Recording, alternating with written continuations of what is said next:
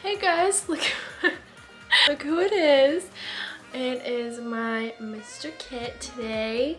I swear he's happy to be here. Don't let his face fool you. He's just grumpy all the time. So today we are going to be talking about pendulums. It is currently the new moon and it is like almost 10 p.m. So this is going to be fun. So I'm sure you guys have heard what pendulums are, especially if you guys are on TikTok. They are a really popular divination tool that is mostly used to ask questions, but they can do a lot of other things. But you definitely want to do your research on them and you want to know how to be able to use them. And so yeah. So if none of you have actually heard of a pendulum or you don't know what a pendulum is, they kind of look like this.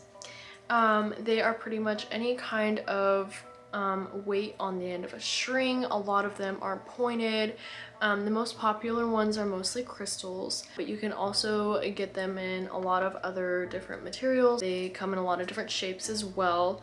And I will explain about how they do the different things and how the different materials affect their ability. So pendulums in witchcraft and spirituality are actually used for healing and spiritual growth. And a lot of people believe that it can connect them to a higher power, which is why a lot of people ask pendulums questions. And you can ask them questions, but you gotta know how to do it and you gotta know who you're contacting. Another really big thing that pendulums are used for is to kind of help blocked energies within your chakras. So if you've ever been to somebody who actually uses pendulums to physically heal, they're a little bit rare to find, but there are people who use pendulums to physically heal you. So they can be used to help locate and unblock clogged energies. And sometimes when your chakras are blocked with energy, like especially negative energy, it can create a lot of physical pain as well as like mental and spiritual pain. So pendulums are actually a really good healing tool. They are mostly used for divination, but one of the things that they were created for was to actually heal. So of course you can ask pendulums questions, but one of the reasons why they are used to ask questions is because they are a tool used as a form of reflection for people who are seeking a guidance, awareness, or understanding from a higher power. So when you are using a pendulum, most of the time you are talking to either your spirit guides or your higher self. So depending on how you use it, you can control who you contact with your pendulum. So the most common way of holding a pendulum is like this with your hand. One of the main ways and most popular ways of using a pendulum to ask questions is to hold it by your hand like this. However, when you do hold it like this, you may not be moving, but subconsciously your mind is creating little micro movements. Now, if you're trying to talk to your spirit guides or especially your higher self, the little micro movements actually help you get a more accurate answer. But if you are trying to talk to something else, like a deity, maybe a deceased loved one, a demon, you can actually buy or make little pendulum stands. So you can hang it up, and this is actually better so that your hand doesn't have any micro movements controlling the pendulum when you're trying to talk to something else. So you can hang it up. And a lot of the ways that people do this is either by buying a pendulum stand, which you can get on Etsy, Amazon, whatever, or you can make one. One of the ways by doing that is getting like a jar and by either taping or gluing the pendulum on the inside of the jar just like this, and then you can put other things in the jar that will help create that energy flow, such as like moss, other crystals.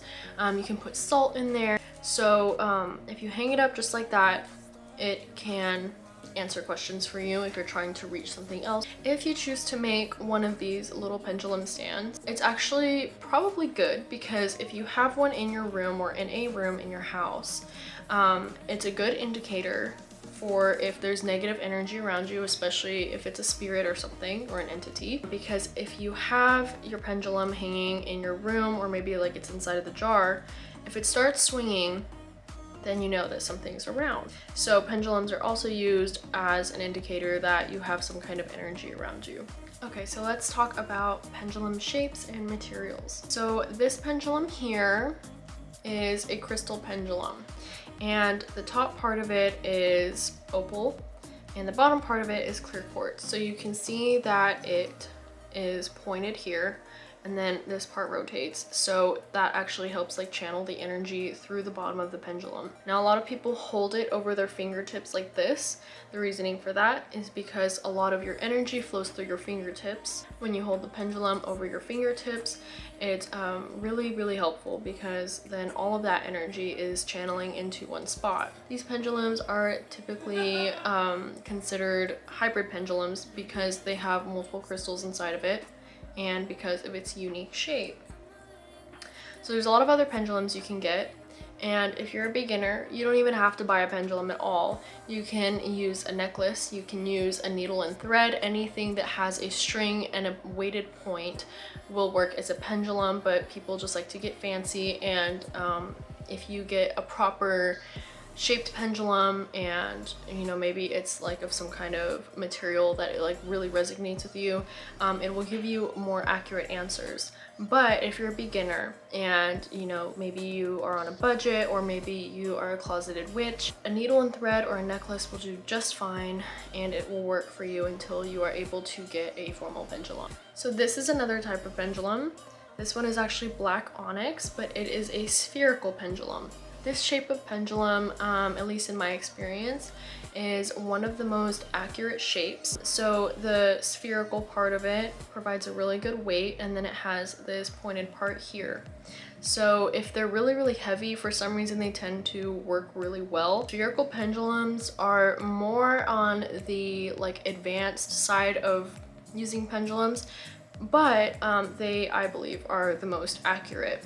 Because this one is black onyx, it does have very strong masculine energies within it. When you pick your pendulum, you want to pick something that really resonates with you, something that you're really drawn to and is really drawn to you. When you have your first pendulum, or when you're picking your first pendulum, when you touch them and you hold them, try to pick one that has a very like equal vibration to you and to your hands, so that you know, you can feel its vibration and you can feel like its warmth, because that is a good indicator that you are like connecting with it. If you don't want a crystal pendulum, there's lots of other options. There's things like wood pendulums.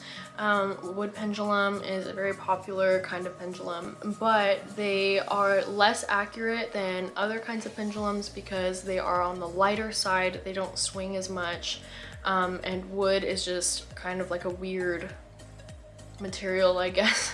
But then there's also metal pendulums, which they can be silver, they can be copper, they can be brass. So those ones also work really well because they're very weighted. And just like crystals, you can resonate with a certain metal. They all have different properties and they all do different things and provide different things for you. So before you choose a metal pendulum, if you choose a metal pendulum, make sure you do your research on them and make sure you pay attention to what kind of metals or any kind of material resonates really well with you, so that you have a much easier time picking your first or whatever pendulum. Pendulums can also be used to find lost items, and like I said before, you can ask it questions. When you do ask it questions, you can only ask it yes or no questions, or you can draw a map of your house, and let's say you know you lost your car keys, so you can put the intent into it that you're looking for your car keys. Make sure that you are really thinking about your car keys, think about where you lost them last, you know, things like that.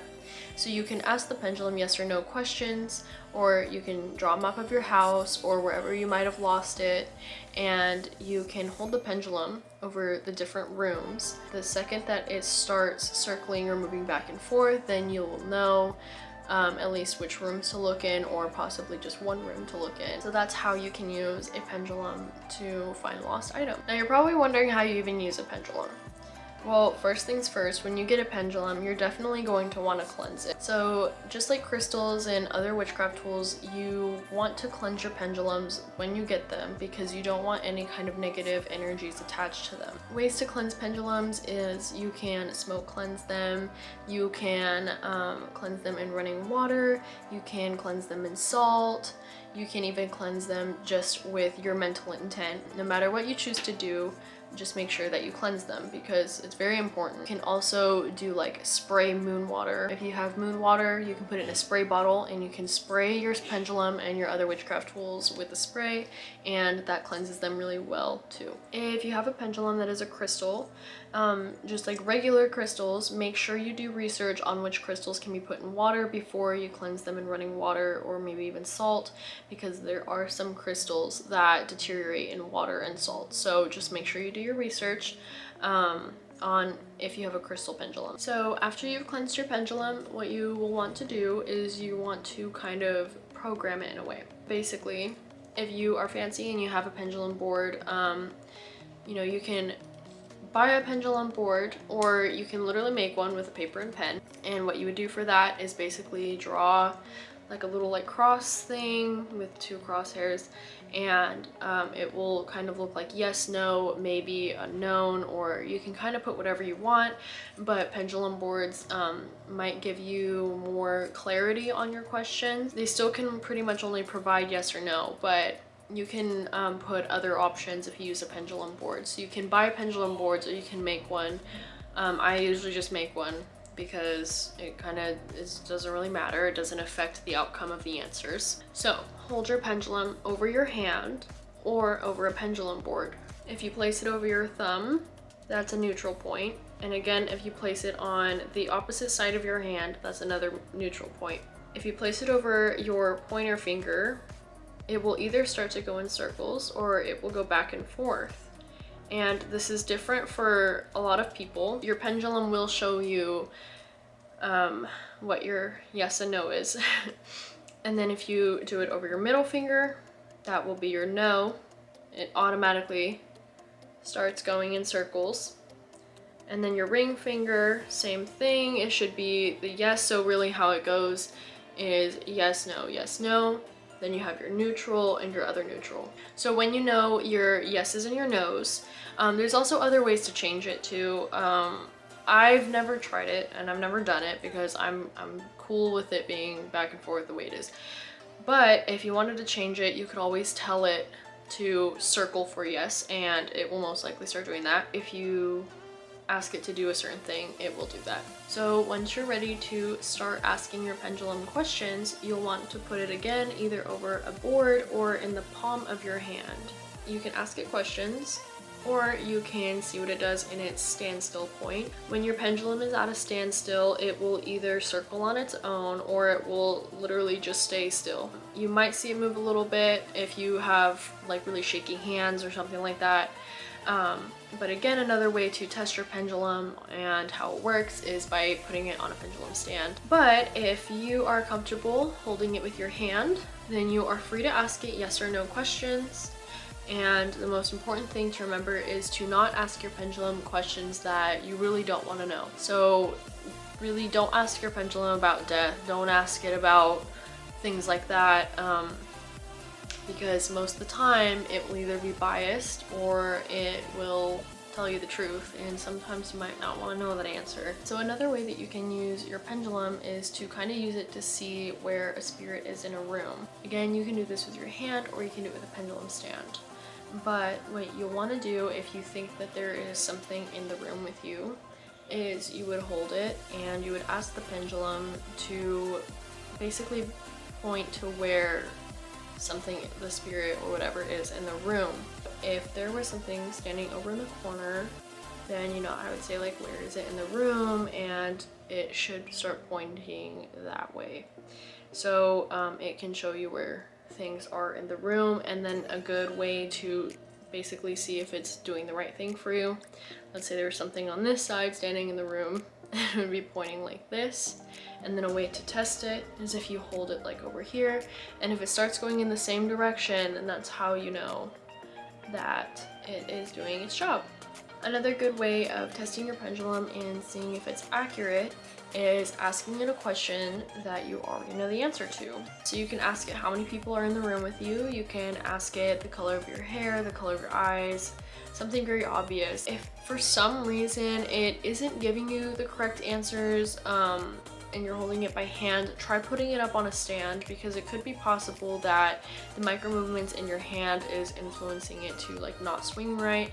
But if it is on a stand, or maybe it's not your hand, scared the shit out of me. Oh my god. Well, okay, something's in the room with me. I just saw it and literally it almost gave me a fucking heart attack. Let's just ignore it for now. Right, okay. So for some reason it's not giving you correct answers to questions that you already know the answer to. It could be possible that their hand movements are messing with it, or you might just need to keep cleansing it or reprogramming it. So if you guys have not gotten a pendulum yet and maybe you're new to the practice, make sure you do as much research on pendulums as you can before getting one.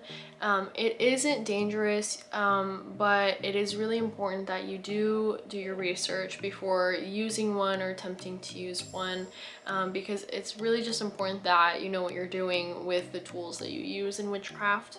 And for those of you that have pendulums, but maybe you don't know how to quite use them yet, I hope this video has helped all of you guys out, and I hope that maybe now you can use your pendulum and kind of know what you're doing. But make sure you still do research on them. Make sure you still do the research on the shapes and the materials they're made of and different things that you can do with them, because there's probably more things you can do with them that I haven't mentioned on this video, and people can probably explain it a whole lot better than me.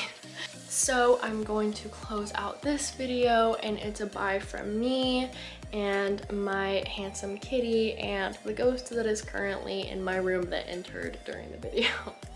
So I will see you guys soon. I will be posting a video probably really soon after this one. So I look forward to seeing you guys, and keep up with me on TikTok, and I'll see you guys soon. Bye.